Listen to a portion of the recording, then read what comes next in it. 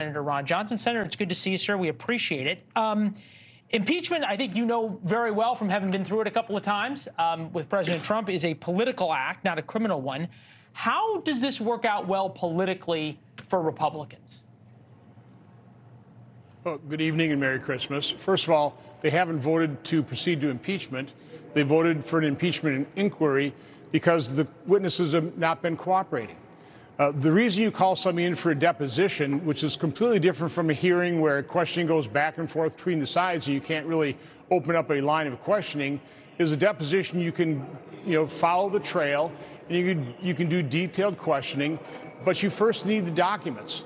So I think Senator Grassley and I certainly laid out a strong case, certainly not to elect President Biden, because with all those conflicts of interest, the tens of millions of dollars flowing in from countries adversarial to America into his son's labyrinth of businesses set up for money laundering. That's why you do that. And I think the House has done a responsible job carrying that investigation forward, filling in a piece of the puzzle, showing money flowing into Biden bank accounts. Again, they call them loans, but that's also a classic technique of money launderers as well. So again, there's a mountain of evidence that we need to keep tracking down. That's what investigations are all about. And when you don't have cooperating witnesses, it takes time, but you also need the documents. So all the House voted today for was an impeachment inquiry to strengthen their hands in front of the court, which these witnesses are forcing them to go to court to enforce their subpoenas. All right, so you and Mr. Grassley have laid out, Senator Grassley have laid out some interesting theories. I think we can all agree we haven't gotten there all the way to proof of a crime by Joe Biden. But you know Democratic senators very well. You've served with them for a long time. If you're able to prove everything that you think you can prove and all of the accusations and innuendo that Chairman Comer and others have laid out, if you can prove all that, do you know a single Democratic senator who would vote to convict Joe Biden in an impeachment trial? If he was doing a great job and was going to sail to re-election, no. But if they want to throw him under the bus, possibly. Again, the House hasn't voted for an impeachment yet.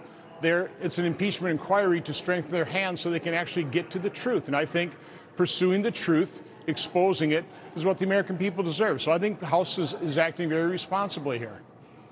Let me just ask this from a political standpoint. And I think you make a point that this is not accusing the president of high crimes and misdemeanors. Fair enough. But if there is an impeachment and then a conviction, if this is not just a purely political exercise, if this is actually a fact-finding mission and then checking to see if the president of the United States engaged in illegal behavior, you all know that Kamala Harris becomes president if this happens. That all of a sudden changes the dynamic for 2024.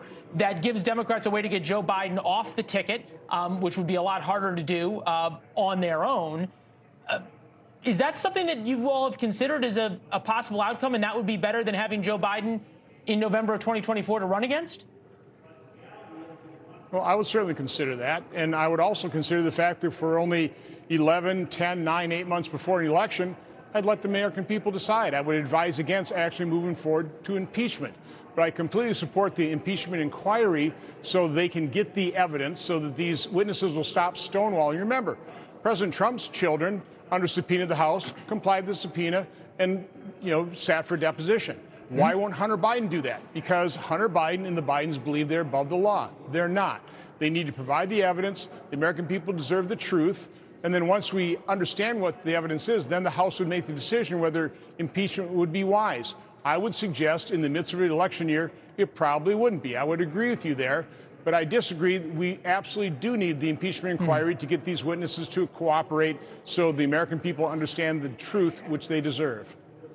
Forgive me, but it sounds an awful lot like this is a political exercise to investigate a political enemy based on that answer rather than an impartial and effort to seek for a higher calling for an adherence to the Constitution.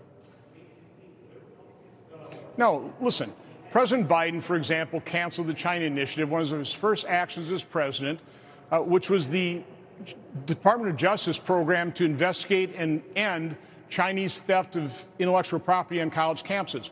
Why did he do that? To what extent does all this money coming in from these foreign adversaries, to what does that compromise his judgment in terms of decisions he's making? The American people have a right to understand how this president might be compromised. Our job is in Congress, one of our main constitutional responsibilities is oversight. Oversight over the executive branch. Oversight on a president that is faithless, that is not faithfully executing the law. These are things we should do.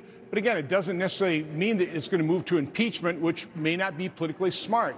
But the pursuit of the truth is worthy, particularly when it relates to the president of the United States that could be compromised, that I think is corrupt. I think it's obvious he's corrupt. Why else would foreign entities pay his family tens of millions of dollars? They provided no service for that. They did it for favors. They did it for political considerations. No, that is something the American people point. need to understand.